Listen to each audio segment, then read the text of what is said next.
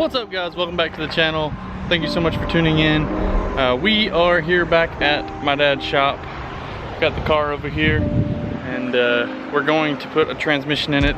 If you didn't see the last video, we basically rebuilt the diff because it was broken. Car would not move. By the time we got the diff built, put back in the car, the drive shaft wouldn't turn, so we actually drained the fluid from the transmission and there were gear pieces everywhere. So we, I guess, destroyed a differential and a transmission. So now we have another ZF transmission that we're going to put in the car. Hopefully, fingers crossed, this one is going to be the one that fixes it.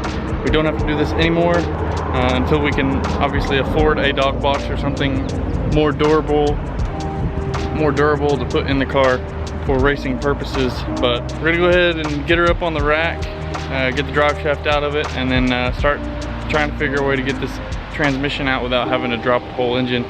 We did this once before over at Fast Tech. It was kind of a lengthy process. We got to get started or else it's never going to get done. So I'm going to go ahead and rip the drive shaft out. In case you're wondering why we always have to pull the engine to get the trans out, this is why. You can see up in there that it's very hard to get those bolts out, and they go all the way up to the top, and it's very hard to get those out. And then even if you do get it out, you have to pull the transmission backwards to get the splines out of the engine. So it would be very difficult because of the firewall being there. I don't think that the transmission would come back far enough because it's got this adapter plate, and I think it would hit the firewall. So easiest thing to do is lower it down just a little bit, and then it should give you enough clearance to pull it out.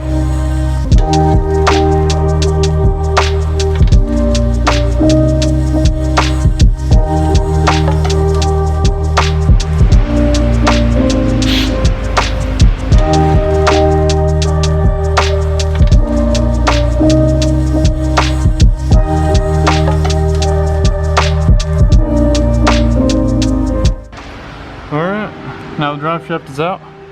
Now we got to figure out a way to lower this down and try and pull that thing out. So we're going to do a little bit of finagling and see what we can come up with. Alright, so after a lot of working, it's finally out. We had to drop it about that much gap between here and here. That's how much it's dropped. And we could barely squeeze that plate out of the transmission tunnel with the room that we got. Old transmission is here on the table. We already took the adapter plate off of it and took the little pivot ball out of here and the fork. So now we're putting all that on the transmission over here. Here's the adapter plate, cleaned it a little bit, and then we're about to go back together with the fork and throwout bearing, and then put the plate back on, and we'll be ready to put it back in. Take her for a rip.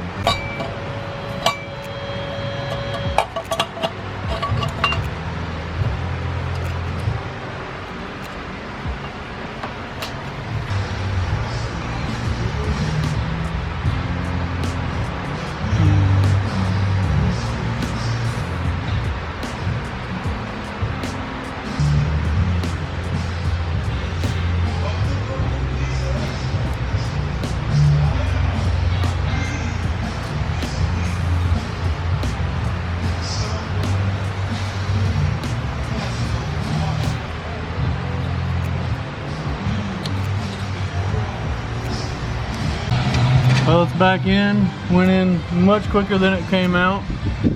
Now we gotta replace all 55 of these bolts around the outsides and then mount everything back up. And just like that, everything's put back together. Ran into a few hiccups, but everything's back. Now we have a good trans and a good diff. Down and take it down the road, see how she does. Old poly EFI powered machine here. Gotta put the intake back on it before we start it, otherwise it's gonna suck the baby up through here.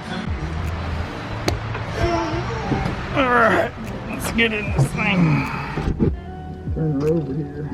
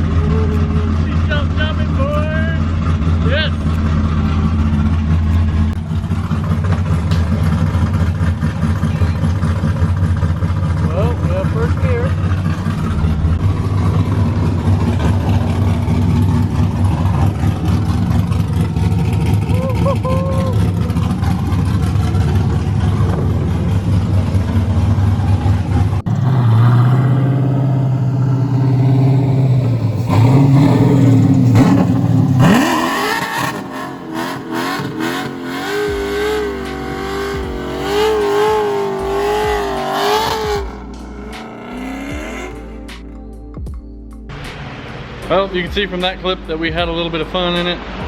Went out, did a little Bernie in the front yard, but something weird is going on with the car. So before we took it out, we had it running, and as soon as I dropped it down on the floor, it stopped running. I lifted it back up, started running again, dropped it back down, stopped running. So thought, well, we did move fuel lines, let's check those. Sure enough, we think that those may have had something to do with it. They were a little pinched in the new place that they were, but we moved those back, and sure enough it did the same thing. Checked everything out, still had fuel pressure, unhooked the O2 sensor, and it seemed to work fine. Plugged it back in, it went through its cycle, and it said heating, and as soon as it got done saying heating and started reading the AFRs, it died again. So I think we might have a faulty O2 sensor. It was probably my fault. Whenever we were draining the transmission, oil went everywhere, and some of it actually got inside the collector on the header, and we think maybe it was burning off and causing the O2 sensor to read funky stuff and may have even ruined it. So I'm gonna reach out to Holly on Monday and see if I can get me a new O2 sensor coming, see if that fixes it, and if so, we're in business. But today was a success. We got it all done in one day. It was a pain in the butt, but we got it. So hopefully the O2 sensor will fix it, and we'll be back on track for the next event. So I think our next one right now is clutch kickers round 4. I don't know if we have anything before then, but we'll see. So hope you guys enjoyed the video. We'll see you guys on the next one. See ya.